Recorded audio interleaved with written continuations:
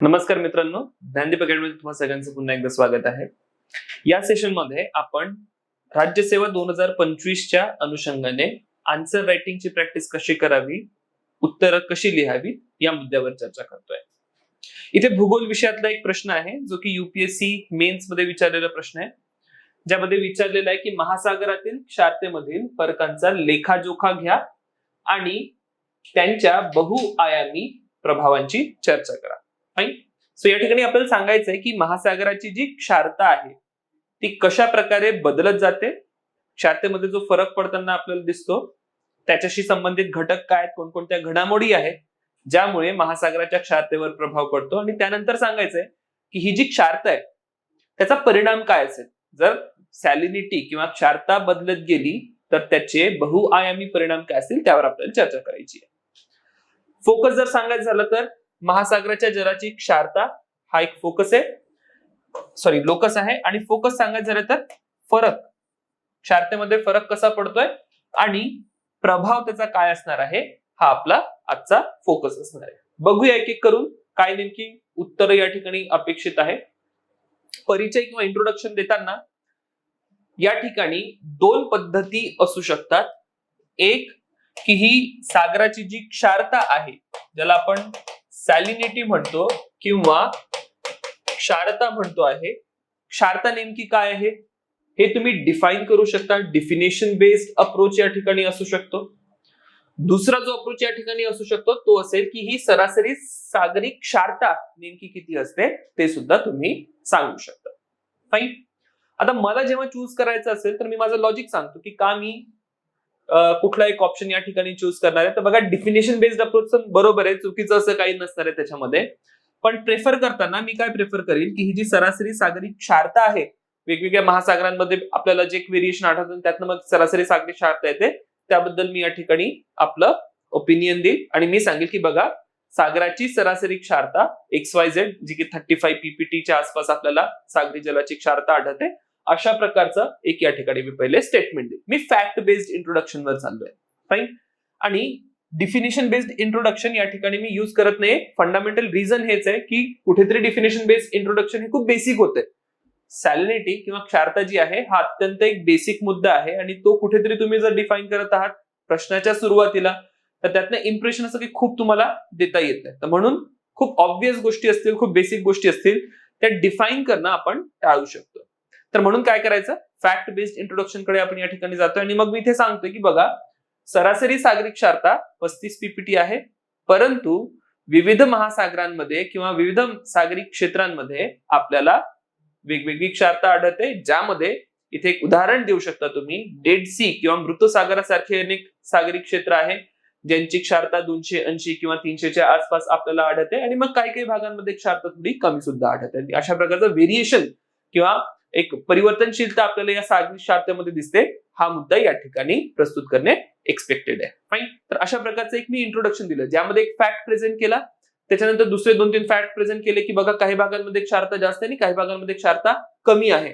So माझं introduction again directly क्वेश्चनला link करतं. Clear. So time and again मी एक गोष्ट सांगत आलेलो आहे की इंट्रोडक्शन लिहिताना तुम्हाला प्रश्न नाही दाखवला, प्रश्न डोळ्याखालनं काढून घ्यायचा आणि फक्त इंट्रोडक्शन वाचायचं. इंट्रोडक्शन वाचून हे लक्षात आलं पाहिजे की एक्झॅक्टली प्रश्न काय होता. फाईन. सो ही पहिल्यांदा येणार नाही, याला सवय लागते, अभ्यास लागतो. जेव्हा तुमचा कंटेंट खूप स्ट्रॉंग होईल, जेव्हा तुम्हाला एक उत्तर लेखनाची सवय लागत जाईल, तेव्हा तुम्हाला हा एक अप्रोच जो आहे खूप चांगला येईल. तर इथे मी परिचयामध्ये काय लिहिणार ते तुम्हाला सांगितलं. आता वळूया दुसऱ्या भागाकडे. आता डायरेक्ट पार्ट्स आहेत, ते खूप जास्त याच्यामध्ये तुम्ही व्हेरिएशन देऊ शकत नाही, सगळ्यांची उत्तरं जवळजवळ सारखी असतील. बघा, बॉडीमध्ये पहिला पार्ट आपला काय होता की हे जे काही व्हेरिएशन आहे किंवा सागरी क्षारतेमध्ये जो आपल्याला फरक आढळतो तो फरक का आढळतो, राईट. सो जर सागरी क्षारतेमधल्या फरकाची मला चर्चा करायची झाली तर हे घटक आपल्याला आढळतात ज्या घटकांकारण सागरी क्षारतेमध्ये आपल्याला फरक होताना दिसून येतो. राईट. सो सागरी क्षारतेमध्ये जो फरक आहे अक्षांशांमुळे होऊ शकतो. जर मी निम्न अक्षांशांवर गेलो, तापमान जास्त असेल, इव्हॅपोरेशन किंवा बाष्पीभवनाचा दर जास्त असेल, त्यामुळे सागरी क्षारता जास्त असेल. त्यानंतर तापमान, अगेन ऑलरेडी तोच मुद्दा आहे, बाष्पीभवन, सिमिलर मुद्दे, पण हे लिहायला लागते कारण की तापमान कुठे कमी जास्त असू शकतं, बाष्पीभवनाचा दर वेगवेगळा असू शकतो डिपेंडिंग अपॉन लोकल कंडिशन्स. तर म्हणून आपण हे सगळे मुद्दे या ठिकाणी मांडतोय.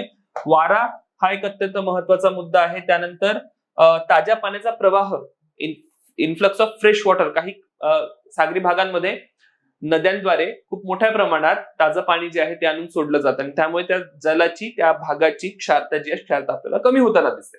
ठीक आहे, तर अशा प्रकारे तुम्हाला हा ताज्या पाण्याचा प्रवाह सुद्धा एक मुद्दा असू शकतो. देन अगेन जर कुठे वर्षण होत असेल किंवा पर्जन्य होत असेल, अनेक सागरी भाग आहेत जसे आपले विषुववृत्ताचे भाग आहेत, त्या भागांमध्ये आपल्याला मोठ्या प्रमाणात पर्जन्य होताना आढळतं किंवा वर्षण होताना आढळतं. तिथे सुद्धा मग तुम्हाला काय दिसतं की पाऊस पडल्यामुळे सागराच्या जलाची क्षारता जी आहे ती थोडी कमी असते. सो अशा प्रकारचे हे मुद्दे तुम्हाला लक्षात ठेवायचे आहे. पहिले की सागरी क्षारतेमध्ये फरक पाडणारे नेमके घटक काय किंवा सागरी क्षारतेमध्ये फरक कसा कसा पडत जातो. राईट, मग इथे तुम्हाला आणखी मुद्दे मांडायचे आहे की इनलँड, जसं तापमानाचा मुद्दा आहे, तापमानाच्या मुद्द्यामध्ये हा मुद्दा आला पाहिजे की इनलँड किंवा भूवेष्टित सागरी भाग जे असतील किंवा अत्यंत जमिनीने वेढलेले सागरी भाग जे असतील त्या भागांमध्ये आपल्याला काय आढळतं की तापमान जास्त आहे, बाष्पीभवनाचा दर जास्त आहे आणि त्यामुळे सागरी जलाची क्षारता सुद्धा जास्त आहे. उदाहरणं पण द्यायची प्रत्येक ठिकाणी. ठीक आहे, जसं डेड सीचं किंवा मृतसागराचं आपण या ठिकाणी उदाहरण देऊ शकतो किंवा अनेक उदाहरणं जी आपण आपल्या सिलेबस मध्ये प्रिपेअर केली आहेत, प्रत्येक ठिकाणी उदाहरणं सुद्धा द्या. राईट, सो नुसते फॅक्टर सांगायचे नाहीत, फॅक्टर सांगायचे, कसं होतंय ते सांगायचं, उदाहरण द्यायचं. मी इथे उदाहरणं सांगत नाहीये, टेक्स्टबुक मध्ये, स्टँडर्ड टेक्स्टबुक मध्ये सगळीकडे तुम्हाला ती उदाहरणं सापडतील. तर प्रत्येक ठिकाणी उदाहरण असलं पाहिजे. ठीक आहे, पहिला पार्ट मी या ठिकाणी ऍड्रेस केलाय. दुसरा पार्ट अत्यंत महत्वाचा आहे, ज्यामध्ये अगेन केस स्टडी, उदाहरणं खूप चांगली ठरू शकतात. तर दुसऱ्या पार्ट मध्ये काय आपल्याला सांगायचंय, दुसऱ्या पार्ट मध्ये आपल्याला सांगायचंय की बघा याचे बहुआयामी प्रभाव काय आहेत. क्लिअर.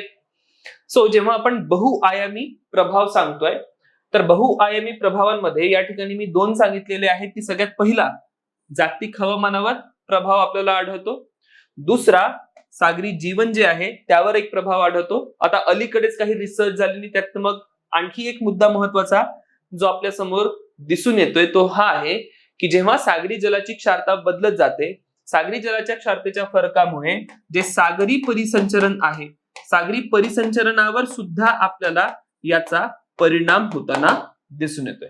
क्लिअर. तर तीन महत्वाचे परिणाम तुम्हाला या ठिकाणी सांगायचे आहे. एक हवामान, दुसरा सागरी परिसंचरण, तिसरा सागरी जैवविविधता किंवा सागरी जीवन. क्लिअर. आणि मग स्पष्ट करायचंय जागतिक हवामानावर कशा प्रकारचा प्रभाव असेल. अनेक रिसेंट ऑब्झर्वेशन हे आहेत की सागरी जलाची क्षारता जी आहे बदलत गेलेली, अनेक भागांमध्ये कमी जास्त क्षारता झालेली, आणि मग तिथलं जे हवामान आहे, पर्जन्य वगैरे असेल, पर्जन्यामध्ये आपल्याला फरक पडताना दिसून येतोय. Clear. Influx of fresh water, बघा जागतिक तापमान वाढ होते, तापमान वाढ झाली की खूप मोठ्या प्रमाणात गोड पाणी हे सागरी भागांमध्ये मिसळते आणि जेव्हा खूप मोठ्या प्रमाणात गोड पाणी सागरी भागांमध्ये मिसळते, सागरी जलाची क्षारता कमी होते. क्लिअर.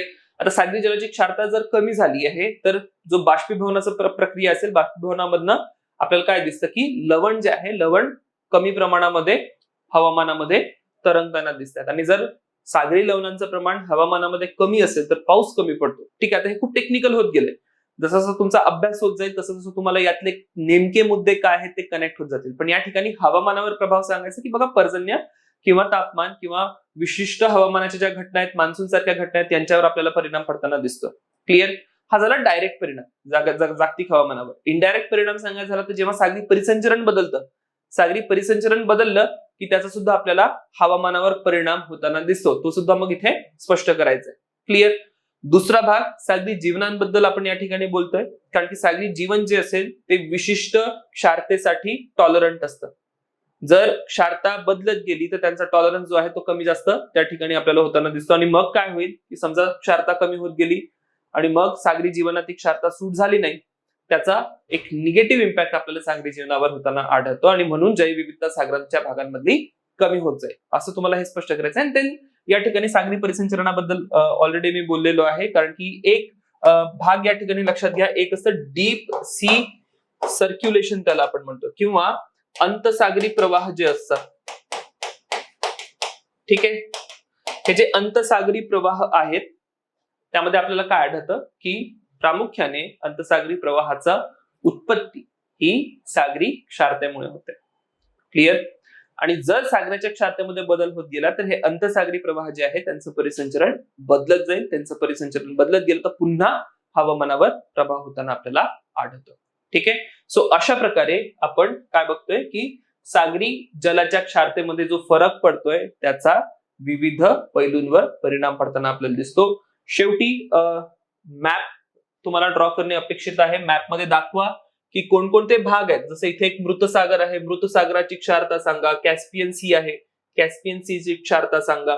जो गल्फचा एरिया आहे, अशा सगळ्या भागांची तुम्ही या ठिकाणी सांगा की क्षारता किती आहे. लक्षात असेल तर, किंवा जास्त क्षारतेचे प्रदेश, कमी क्षारतेचे प्रदेश एवढं जरी सांगितलं तरी सुद्धा व्यवस्थित असेल. आणि शेवटी निष्कर्ष या ठिकाणी आपण देतोय की बघा, मानव निर्मित कारणांमुळे जी काही क्षारतेमध्ये फरक पडतोय तो फरक आपण कुठेतरी मर्यादित करू शकतो, लिमिट करू शकतो. वेगवेगळे पावलं आपण उचलली पाहिजे.